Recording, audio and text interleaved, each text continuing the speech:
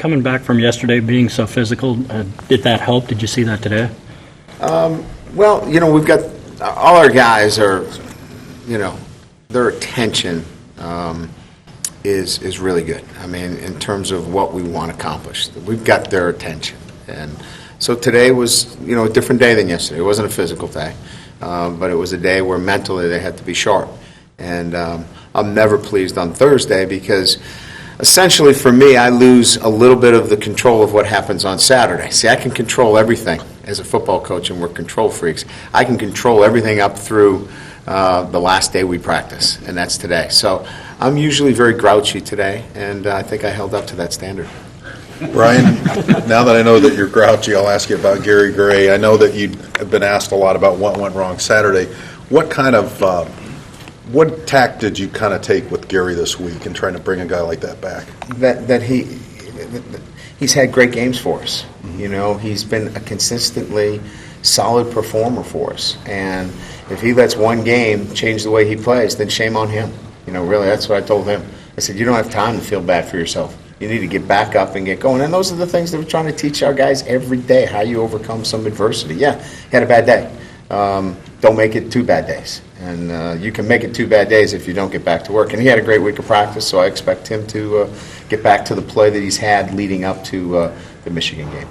When I asked you yesterday about Harrison's role, you said, I kind of want to take control here. I don't want to put it on his shoulders. But what does leadership look like on a week like this? Well, I think it's more than anything else, really walking the walk and talking the talk. We set the tone for what we expect our players to be like, and I think they're going down that path. In other words, we talked about what we have to do as a football team. We can't think about what happened in the past. We got to think about right now and what we have to do to change our current circumstances. And I didn't watch the interviews, but I've been told that they pretty much wanted to stay in the present. And I'm glad because that's the way we have to play. We can't worry about what happened last week. Want to learn from it, but that's what I want our players to do is to carry the message that I send when we get back together on Monday, and I think they're doing that. Personnel-wise, Sean Swan ready to go? Yeah, he's had a good week. He'll play. And Brandon Koyak, will he be the number 2 tight end? He is the number 2 tight end. That's correct. Yep. With that, how much does loss run going kind of change the power game or your desire to use it?